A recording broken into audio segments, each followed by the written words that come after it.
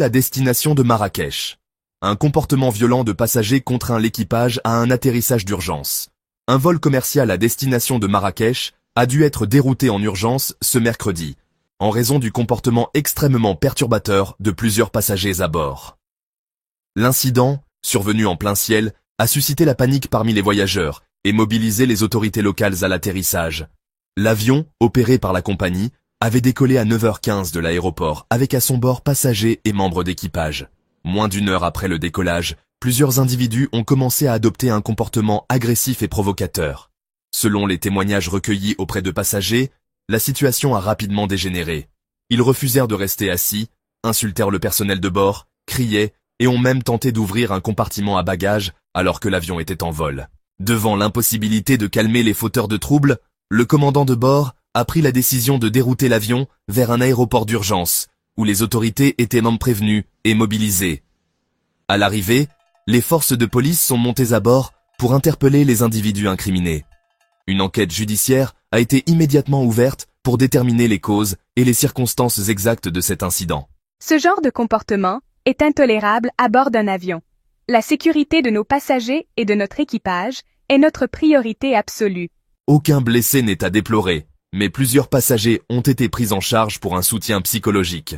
La compagnie a mis en place un vol de remplacement dans la journée pour permettre aux voyageurs de poursuivre leur trajet. Cet incident relance le débat sur les sanctions applicables aux comportements dangereux en vol et sur la nécessité d'une meilleure prévention. Tanger. La corniche fait sa mue. Dans la douleur. Longtemps considérée comme l'un des visages les plus emblématiques de la ville du Détroit, la corniche de Tanger connaît une profonde transformation. Derrière les palissades et les machines de chantier, c'est une métamorphose urbaine d'ampleur qui se joue. Mais entre promesses de modernisation et désorganisation persistante, cette rénovation soulève autant d'espoir que de crispation.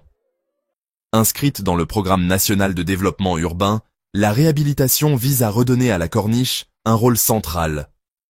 Le projet, d'un coût estimé à plusieurs centaines de millions de dirhams, prévoit de nombreux aménagements.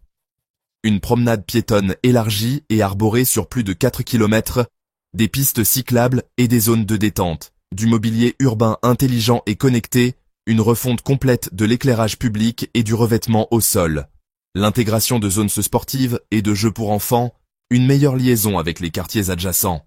L'objectif est de désenclaver le front de mer, de favoriser la mobilité douce et de redonner aux Tangérois un espace public digne de ce nom. Symbole du Tanger balnéaire, des années 1960 et 1970, la corniche a longtemps été un espace de promenade privilégié. Mais à partir des années 1990, le manque d'entretien et l'urbanisation galopante ont contribué à sa dégradation. À une époque, elle faisait la fierté de la ville. Puis on l'a laissée à l'abandon et elle est devenue un lieu évité, peu sécurisé, sans âme. Sur place, le chantier est titanesque. Grues, pelleteuses, routes barrées, trottoirs défoncés. La zone est difficilement praticable. Les piétons se fraient un chemin entre barrières et tranchées. L'accès à la plage a été rendu très compliqué. Impossible de marcher avec une poussette. Et les personnes âgées évitent totalement la zone. Même les joggeurs ont déserté. Les commerçants de la corniche, eux, sont au bord de l'asphyxie. Restaurants, cafés et boutiques voient leur chiffre d'affaires plonger. On comprend que la ville veuille s'embellir, mais pas à notre détriment. Le projet aurait pu être mieux planifié, par phase. Initialement annoncé pour une livraison partielle fin 2024, la réhabilitation a déjà pris plusieurs mois de retard. Les causes sont multiples, contraintes techniques, ralentissements administratifs, conditions météorologiques. Mais surtout, ce qui irrite les habitants, c'est l'absence de transparence et de communication officielle régulière. Il aurait suffi d'organiser une réunion publique ou de publier une carte des travaux avec un calendrier. Là, on est laissé dans le flou total. Si la corniche nouvelle version promet d'être plus verte et accessible, sa réussite dépendra de son intégration au reste de la ville. Il ne suffit pas d'inaugurer un bel espace. Encore faut-il l'animer, le protéger et en faire un vrai lieu de vie. Dans l'attente de cette renaissance, les habitants de Tanger vivent une période transitoire douloureuse. La corniche de Tanger est aujourd'hui un terrain de contradiction, un pari urbain qui ne pourra être gagné qu'avec la population et non contre elle.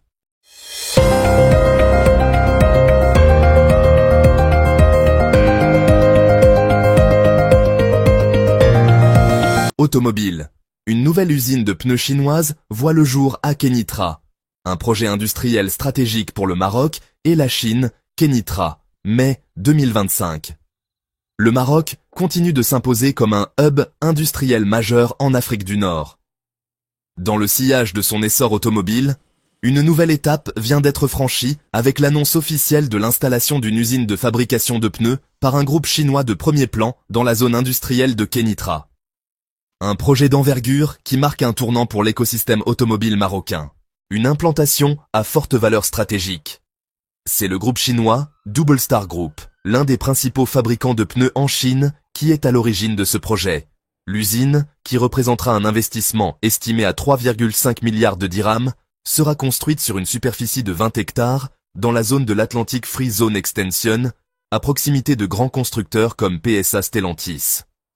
Ce site industriel produira plus de 6 millions de pneus par an, destinés à la fois au marché local et à l'export Europe, Afrique subsaharienne, Moyen-Orient, notamment pour les véhicules particuliers et utilitaires.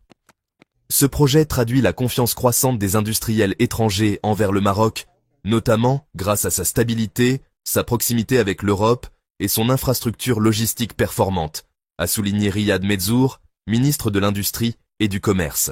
Un écosystème automobile en pleine montée en gamme. Avec cette nouvelle implantation, le Maroc confirme son positionnement comme plateforme continentale de production automobile. Déjà premier constructeur automobile d'Afrique, le Royaume exporte chaque année plus de 700 000 véhicules grâce notamment aux usines de Renault, Tanger et Stellantis, Kénitra. L'arrivée de Double Star s'inscrit dans une logique de renforcement de l'intégration locale. L'un des objectifs stratégiques du gouvernement, augmenter la part des composants produits localement dans les véhicules Made in Morocco, notamment les pièces à forte valeur ajoutée, comme les pneus, les batteries ou encore les systèmes électroniques. Des retombées économiques majeures pour la région. L'usine, dont la mise en service est prévue pour début 2027, générera à terme plus de 1500 emplois directs et près de 3000 emplois indirects selon les projections du groupe. Il s'agira de postes qualifiés, notamment en ingénierie de production, maintenance industrielle logistique et contrôle qualité. Des formations en partenariat avec les instituts de la région sont déjà à l'étude, indique un représentant de la zone industrielle. Pour la région de Kénitra, déjà dynamisée par l'arrivée de PSA en 2019, cette nouvelle unité industrielle représente une accélération du développement socio-économique. Des infrastructures d'accompagnement, logements, transports, écoles techniques, sont également en projet autour de la zone. Technologie, environnement et coopération sino-marocaine. Double Star s'est engagé à faire de son site marocain un modèle d'usine verte avec des technologies de production à faible émission carbone, un système de recyclage des eaux usées et une partie de l'énergie provenant de panneaux solaires.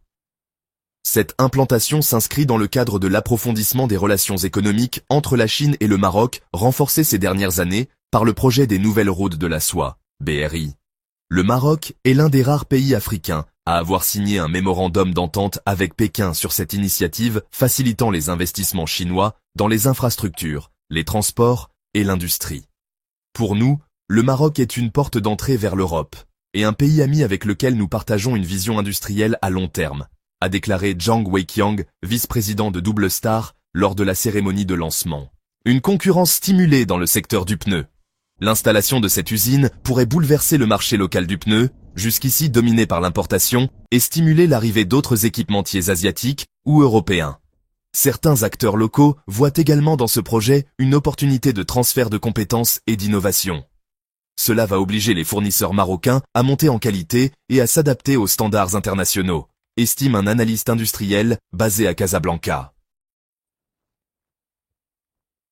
À travers ce projet, le Maroc franchit une nouvelle étape dans sa stratégie d'industrialisation avancée. L'implantation d'un acteur mondial du pneu comme Double Star à Kénitra ne se résume pas à une simple annonce économique. C'est un signal fort, celui d'un pays qui entend ne plus se limiter à assembler, mais aussi à concevoir, produire et exporter des composants essentiels à l'industrie automobile mondiale.